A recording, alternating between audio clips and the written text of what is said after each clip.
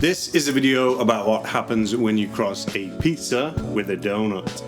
And what you get is crispy on the outside and indescribably soft on the inside. That means you can finally please everyone, except your doctor. Looking down at a tray of dough suddenly becomes way more interesting when you start to imagine all the different things you can make with it. For instance, do you want to dip them in sugar, stuff them with Nutella?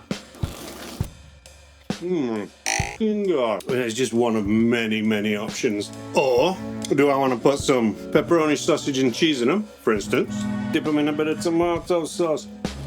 You don't even have to make the choice, because you can do both. I don't think you can do that with any of those other trendy, cronuts, bonuts, donuts. The reason why you can do this though is because this donut dough recipe is actually fully formulated and painstakingly so, might I add, especially for fried pizza.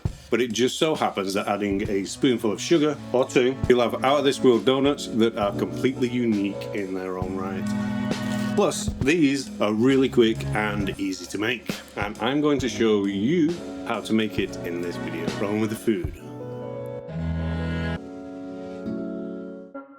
Raw potatoes, 100 grams exactly, totally room temp water. Turn on the heat, put in the potatoes, et voila. We're going to bring it to a boil and then take it down a bit and wait till we can stick a knife in them, pull them out, potato falls, they are done. Potatoes in the water.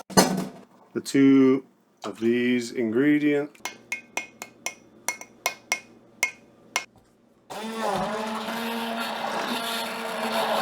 The more silky smooth, the better. We've got all the dry ingredients here. Sugar, we're going to put the sugar in there like that. Get your salt, put it to the side. Polydextrose, we're going to chuck that in there, along with the instant dry yeast. Give it a little whiskey.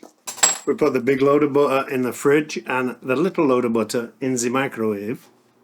We get the wet ingredients, we pour she in. Get all the bits out with a rubber spatula, like that. See how much there? Grams worth. One thing to bear in mind when you're making this dough in particular is the temperature. It's 76 degrees already. Basically, if you want to slow it down, put this stuff in the fridge for a bit. Make sure it's cold. Temperature equals time. More temperature, less time. Mix this together. This is 17 grams of melted butter. Mix her up. It's going to form into a dough. Don't be afraid to get your fucking mittens dirty.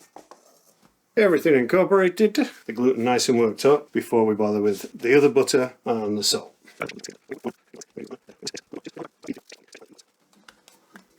Not a time lapse, not a time lapse. Alright, so we've been doing it for about 6-7 minutes. It's going to rest for 15 minutes at this temperature, at this room temperature. Oink. Computer, set timer for 15 minutes.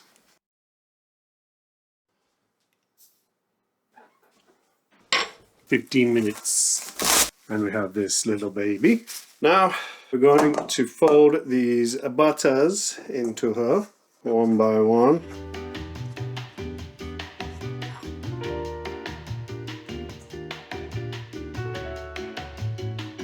And the first thing you're going to notice when you get this bad boy out is she's going to feel weird. She's going to start breaking up a little bit and feel very greasy, but it's all for a good cause. You know what I mean?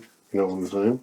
Get back to mixing her up and incorporating all of that lovely butter. So we've saved the salt, we've not added it yet. Here she is, 8 grams. When we put the salt in there, we're going to immediately start seeing it showing signs of strength. Mix it all up in there, like that. And you'll see this thing start to fucking show its muscles. I give it another 2 or 3 minutes and it's feeling rather nice again. But I'll show you the quick decent window pane. So we're going to give it 15 more minutes at room and then divide it up. You can either put it in the fridge overnight or you could just leave it out for the next 3 or 4 hours and then stick it straight in the fryer.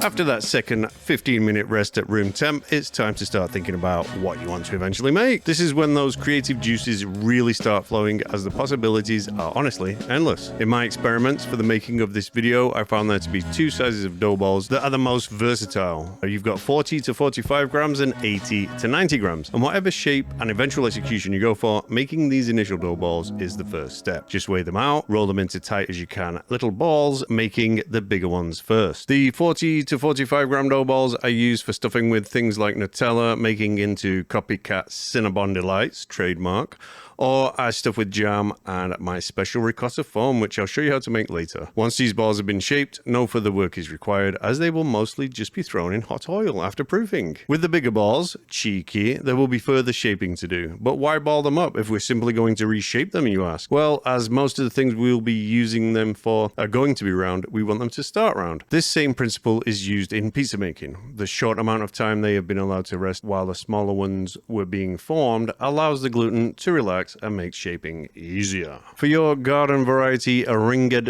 donut, simply pat one out to about 1 centimeter thick, which is ½ an inch for those of you using vintage measurements, and use a 1 centimeter-ish cookie cutter bang in the middle. If you're not cool like me and don't have a cookie cutter set just lying about, you can try simply cutting the middle out with a paring knife. Just be patient though, as this dough is on the sticky side. You can also have a go at making cool little braided donuts. Simply roll a ball in the palms of your hands and then cut into 2 or 3 strips, and then braid and twist at the end. Braiding is achieved by knowing how to braid or knowing how to Google. And of course, this is a fried pizza dough recipe, so you can make yourself a few pizzas out of every batch. I always make a couple whenever I'm shaping the donuts, because I find stuffing them and allowing them to proof in the fridge where the toppings, or should I say stuffings, are kept safe from a food safety point of view results in the best texture. Watch my video on fried pizza right here for more information on this topic. But this also kind of illustrates the next step, because with this dough you can either proof it at room for 3 to 4 hours from this point and then fry everything off, or you can put them in the fridge overnight or up to about 3 days. Honestly, with this being an enriched dough, I found that it really slows down when it's in the fridge. Or you can do any combination of the two, like proof half at room, stick half in the fridge, proof all the donuts at room but proof the pizzas in the fridge, so on and so forth. You got options, baby. I personally nearly always proof the whole lot in the fridge. This allows me to just cook off a couple at a time because it suits my schedule and I like eating them fresh. But if you are making these for numerous family members or a get-together party, something like that, obviously frying the whole batch off is preferred. Like I said, options, baby. Whatever you do, proof in the fridge, be sure to get out 1 hour at least before frying so the dough can come up to room temperature.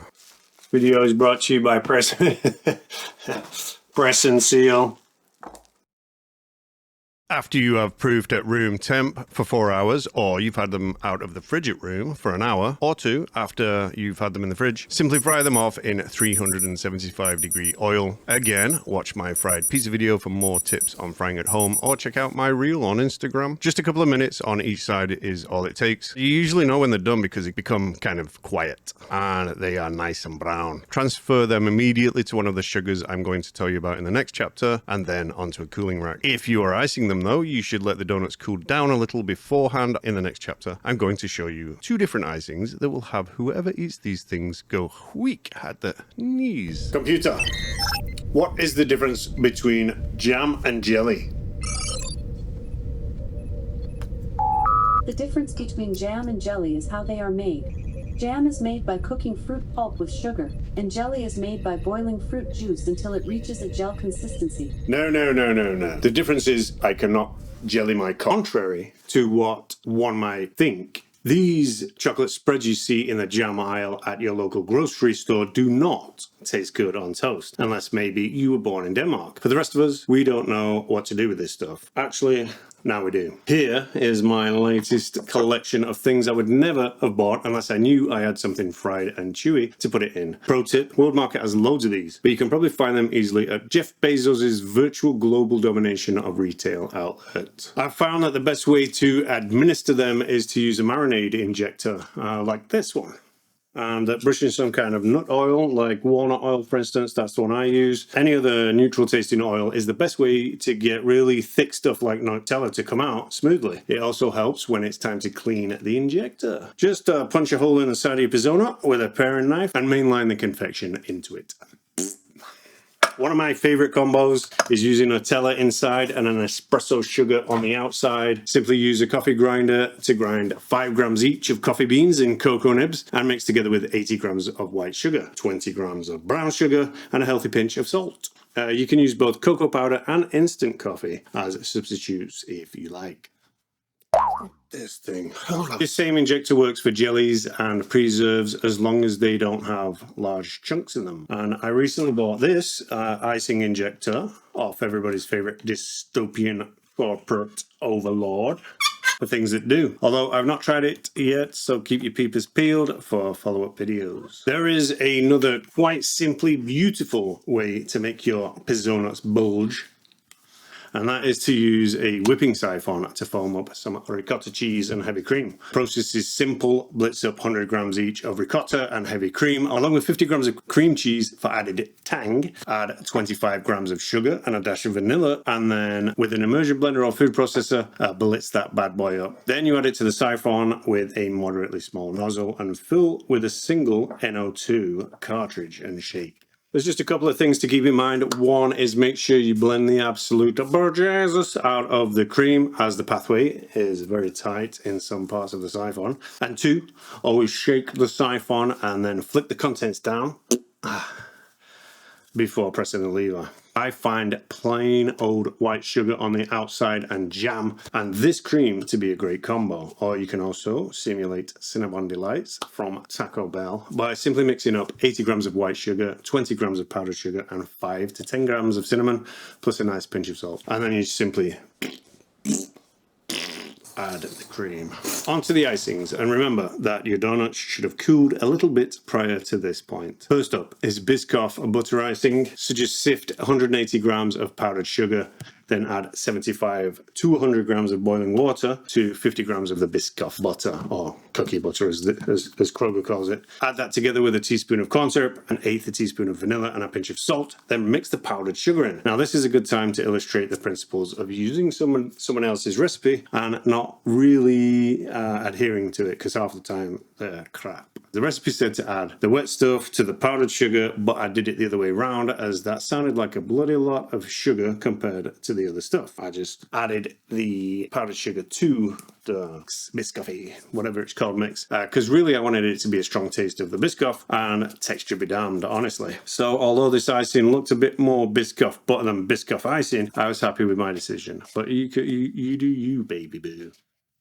You can make this icing in advance, but the next one requires what's called a double burner to do so. Or you can make it after the PIZZONUTS have been fried off. The reason is that it uses agar powder, which will set kind of solid at lower temps. Sift 160 grams of powdered sugar, make a syrup with 25 mils each of lemon juice and water, a teaspoon of corn syrup, 25 grams of sugar, eighth a teaspoon of vanilla extract, a quarter teaspoon of agar powder, and of course a pinch of salt. Then whisk that syrup into the powdered sugar. As you can see in the video, I used a little bit of yellow food coloring just to make that baby pop, and I finished it off with fresh basil, of course. Skip the basil, skip the food coloring, do whatever you want. In fact, skip the lemon as well and just use all water. Put whatever you want in it. But I think you'll be pleasantly surprised how good it is like that. If you're not using this icing right away, put it on a small pot of water on a very low heat and the icing on top of that until you're ready to use it. You have the dough now, and that's the main thing. You can just simply throw them in sugar, or simply throw them in Parmesan cheese. Go crazy. Get yourself down to the baking aisle at your local supermarket and just buy some icings and sprinkles and things like that. I'll be making follow-up videos with some solid ideas. Let me know in the comments what kind of crazy combos you can come up with. Thanks for watching this video. See you next time. Cats that I'm donking, cats that I'm donking, cats that I'm donking, cats that I'm donking. What are you looking at? What are you looking at exactly? Look at the camera, shawty. Eating munchkins like a sugar junkie. I got more rhymes in this cups than a donkey. Donuts shut off, I got props. From the flour at the mills to the sprinkles on top. Sprinkles on top. Sprinkles on top. Sprinkles on top.